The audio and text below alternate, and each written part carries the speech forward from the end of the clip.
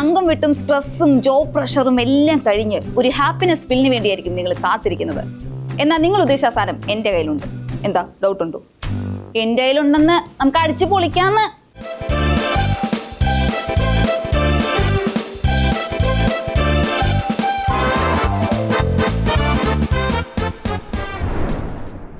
Dwayne the Rock Johnson.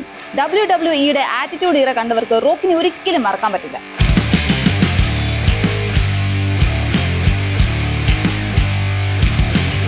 ഫൈറ്റിന് fight, പിന്നെ അഭിനയത്തിന്റെ കാര്യത്തിൽ പിന്നെ പറയേ വേണ്ട. Mummy returns, Jumanji, fast and furious, the Scorpio king, ഈ പറഞ്ഞ പടമൊക്കെ എൻ്റെ ഫേവറേറ്റ് ആണ് കേട്ടോ. പക്ഷെ ഇപ്പൊ നിങ്ങളുടെ പോരാളി എന്ത് ചെയ്യുന്നു?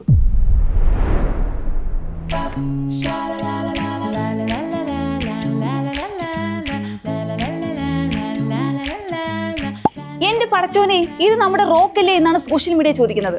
അയ്യോ പാവം, മാടന്റെ ശരീരമുണ്ടെന്നേ ഉള്ളൂ, മാടപ്പാവിന്റെ ഹൃദയമാണ്. കണ്ടില്ലേ എന്തൊരു ക്യൂട്ട്നെസ് ആണ്.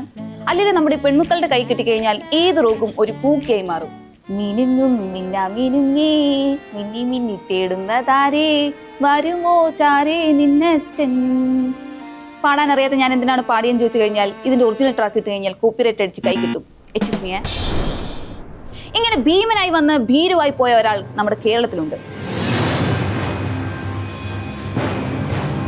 ഞാനുണ്ടല്ലോ കടിച്ച് കീറുകളയും കേട്ടല്ലോ.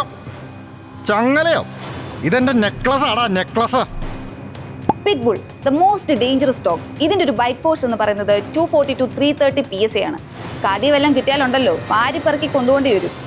പക്ഷേ ഇങ്ങ് കേരളത്തിൽ അവൻ അമ്മേ പാൻറ് പാൻറ്, ഇത് അമ്മയുടെ സാരി, ഇത് മോൻ്റെ ഷർട്ട്. ഹായ്, അമ്മയുടെ മോനിപ്പം മിടുക്കനായില്ലേ? വേണ്ട, എനിക്ക് വാരി തരണ്ട, എനിക്ക് പ്ലേറ്റിൽ തന്നാൽ മതി. താങ്ക്സ് അമ്മേ. അമ്മ കരി കൊണ്ട് പുരികം വരച്ചിട്ട് അവിടെ പൗഡർ ഇടണേ, ഇല്ലെങ്കിൽ പടർന്നു പോകും. അമ്മേ, ഞാനൊരു അപകടകാരിയാണ് കേട്ടോ. അമ്മയുടെ പൊന്നാരാ? അത് ഞാന്.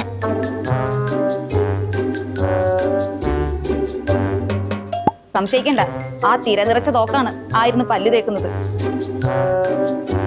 എന്നെ നമ്പിയരാകേണ്ട പയ്യനായിരുന്നു. കേരളത്തിൽ വന്ന് അവനൊരു തക്കുടു ഭാവിയായി. അല്ലെങ്കിലും കേരളത്തിലെ അമ്മമാർക്ക് വിനോദനെ കിട്ടിയാലും അവർ അതിനെ തക്കുടുമുക്കുടു ആക്കി കളയും അല്ലേ ഗൈസ്? അടുത്തതായി നമ്മളൊരു കസേര കളിയാണ് കാണാൻ പോകുന്നത്. പിന്നെ ലാസ്റ്റ് ഒരു ട്വിസ്റ്റ് ഉണ്ട് കേട്ടോ.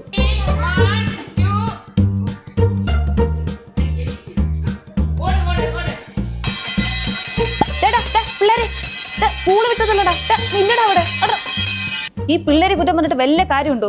അവർക്ക് ഈ ബെല്ല് വീട്ടിൽ പോകാനുള്ള സൈറനായിട്ടല്ലേ തോന്നത്തുള്ളൂ. വേറെ ഏത് പീരീഡ് പോലെയല്ല ഈ ലാസ്റ്റ് ബെല്ല്, അതൊന്ന് വേറെ തന്നെയാണ്. വേദനയില്ലാതെ പല്ല് പറിക്കണോ? നമ്മുടെ കയ്യിലൊരു ഡെന്റിസ്റ്റ് ഉണ്ടേ.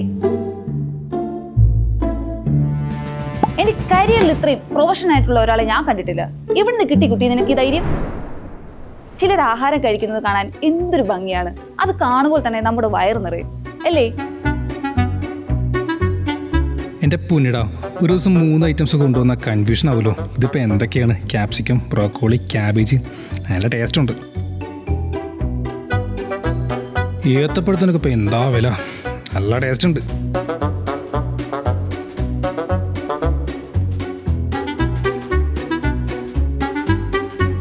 എടാ ഉവേ, നിനക്കെന്നാ പിന്നെ ഇത് ആദ്യമേ അങ്ങ് കഴിച്ചാൽ പോരായിരുന്നു?